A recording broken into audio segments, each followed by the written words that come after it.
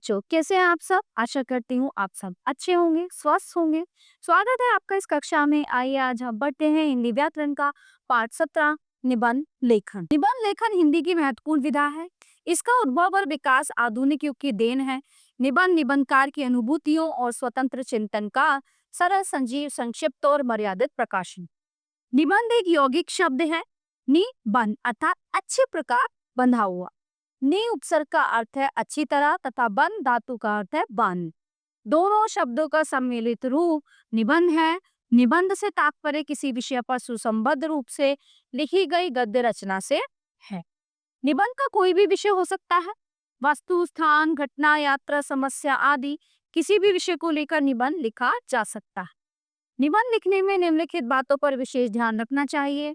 जिस विषय पर निबंध लिखना हो उसका पर्याप्त ज्ञान होना आवश्यक है। निबंध में विचारों का क्रम व्यवस्थित होना चाहिए। प्रत्येक बात अलग अलग अनुच्छेदों में लिखी जानी चाहिए। निबंध रचना में थोड़े में अधिक अर्थ प्रकट करने वाले शब्दों और वाक्यों का प्रयोग अच्छा माना जाता है। निबंध लिखने से पहले उसकी रूपरेखा पर अच्छी तरह विचार कर लेना चाहिए। निबंध वही अच्छा माना जाता है जिसमें अपनी बात अपने ढंग से कही जाती है। निबंध के निबंध को 3 भागों में विभाजित किया जा सकता है। भूमिका अथवा प्रस्तावना, विषय विवेचन, उपसंहार। भूमिका अथवा प्रस्तावना, इसे निबंध का प्रथम द्वार भी कह सकते हैं।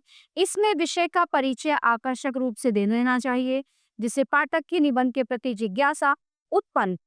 विषय से संबंधित किसी उक्ति अथवा परिभाषा से भी निबंध प्रारंभ किया जा सकता है। विषय विवेचन ये निबंध का मध्य भाग होता है। इसमें निबंध के विषय का भली प्रकार प्रतिपादन किया जाता है।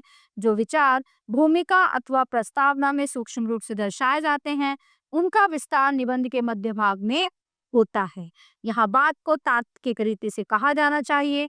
इस भाग में विचारों की क्रमबद्धता का ध्यान भी आवश्यक होता है क्योंकि ये भाग प्रस्तावना तथा उपसंहार को मिलाने वाला होता है।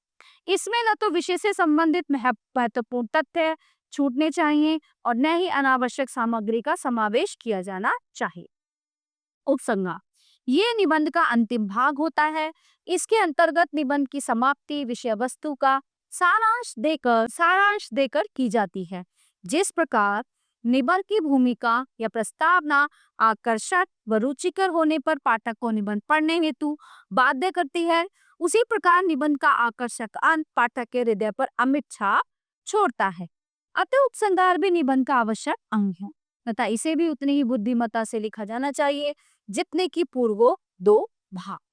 अब हम आते हैं निबंध पे। तो मैं आपको एक निबंध पढ़ के बताऊंगी, अच्छे से इसको समझाऊंगी। इसी के आधार पर आपको बस टॉपिक चेंज होते हैं, हेडिंग सेम रखते हैं। ये जो हमारे हेडिंग है इनको सेम रखते हैं और निबंध लिखते हैं। विद्यार्थी और फैशन। भूमिका परिवर्तित प्रकृति का नियम है। समय भी कभी ठहरता नहीं है। नवीनता सभी को प्रिय लगती है। पुरानी वस्तुओं के प्रति सभी के भीतर उत्साहट भर जाती है। आज सुंदर दिखाई देने वाले फूल कल मुरझा जाने पर सुंदर नहीं दिखाई पड़ेंगे। नई कलियां नए पुष्पों के रूप में पल्लवित होकर उनका स्थान ले ले। उपवन की शोभा नित्य नए पुष्प में है। इसी प्रकार प्रकृति की गोद में पलने वाला मनुष्य नवीनता की प्राप्ति में आनंद उठाता है। आज हम प्राचीन काल के रहन सहन वस्त्राभूषण पर दृष्टिपात करें तो मालूम पड़ेगा कि नवीनता की प्राप्ति के प्रयास में हम कहां से कहां चले। इस नवीनता को हमने फैशन का नाम दिया है। सामान्यतः शरीर पर धारण की जाने वाली वस्तुएं फैशन के अंतर्गत। फैशन अर्थ और प्रकृति, रहन सहन और वेशभूषा में नयापन का दूसरा नाम फैशन है। फैशन जो भी चलता है वह थोड़े दिन ही रहता है। उसके प्रति रुझान घटते ही उसका स्थान नया फैशन ले लेता है। फैशन का चलन प्रमुख रूप से युवाओं में होता है। प्राय देखा जाता है कि आजकल युवक युवतियां फैशन के चक्कर में पड़कर अपने कर्तव्य को भूल जाते। स्वयं को सुंदर दिखाने की प्रतिस्पर्धा फैशन को जन्म देती है। आज फैशन को सभी लोग समान दृष्टि से नहीं देखते। समाज के एक वर्ग का मानना है कि फैशन तो प्राचीन काल से ही चलन में है। इतिहास के पन्ने और अजायब घर में पाए जाने वाली वस्तुएं इस बात के साक्षी हैं कि उस समय की स्त्रियां किस प्रकार के गहने और शारीरिक साज सज्जा हेतु आवश्यक वस्तुओं का प्रयोग करती थी। हमारे बुजुर्ग भी फैशन किया करते थे। फिर आजकल फैशन के प्रति लोग नाक भौं क्यों सिकोड़ते हैं? इसका सामान्य सा कारण ये है कि आजकल के युवक युवतियां फैशन के चक्कर में पड़कर अपनी गरिमा तथा मर्यादा भूल गए हैं। युवक तो बाल और वेशभूषा से कभी कभी पहचाने भी नहीं जाते। तो ये पतन की प्रारंभिक स्थिति है। इसका प्रभाव आने वाली पीढ़ी पर पड़े बिना नहीं रह सकता। फैशन और अपराध। फैशन व्यक्ति के आर्थिक बजट को लीन जाता है। उसके प्रति समर्पित निम्न श्रेणी के लोग सिर पर कर्ज भी ले लेते हैं। ऐसे में अपनी फैशन परस्ती को बनाए रखने हेतु असीमित खर्च उन्हें अपराध का धन प्राप्ति हेतु उकसाते हैं। ऐसी सभी बातें होने पर समाज के गणमान्य व्यक्ति फैशन को अपराध बढ़ाने वाले घटक के रूप में देखते हैं।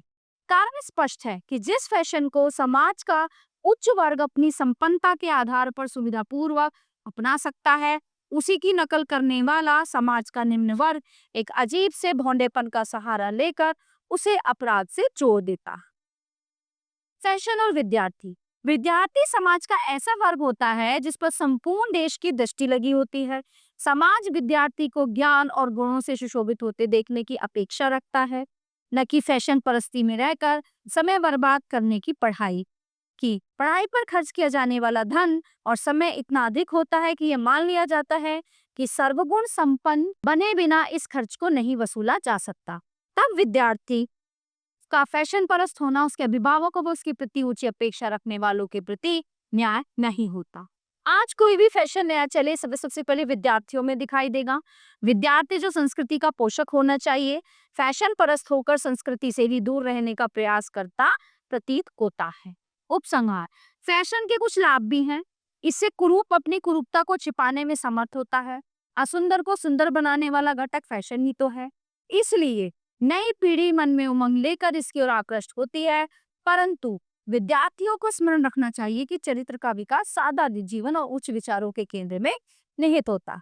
फैशन से एकाग्रता भंग होती है तथा मन चंचल व चलायमान बना रहता है। सादगी जीवन को अभिमान शून्य बनाती है, सेवा भाव पैदा करती है। सौंदर्य को उभारने वाली क्रियाएं अहंकार और ओछापन लाकर इंद्रियों में असंतुलन पैदा करती हैं। अब विद्यार्थी स्वयं भी फैसला करें कि जीवन का लक्ष्य प्राप्त करने में उन्हें फैशन परस्त होना है या सादा जीवन उच्च विचारों का स्वामी। ठीक है, तो ये था हमारा पाठ निबंध। आशा करती हूँ प्यारे बच्चों ये पाठ आपको अच्छे से समझ आया होगा। मिलते हैं अगली कक्षा में। धन्यवाद।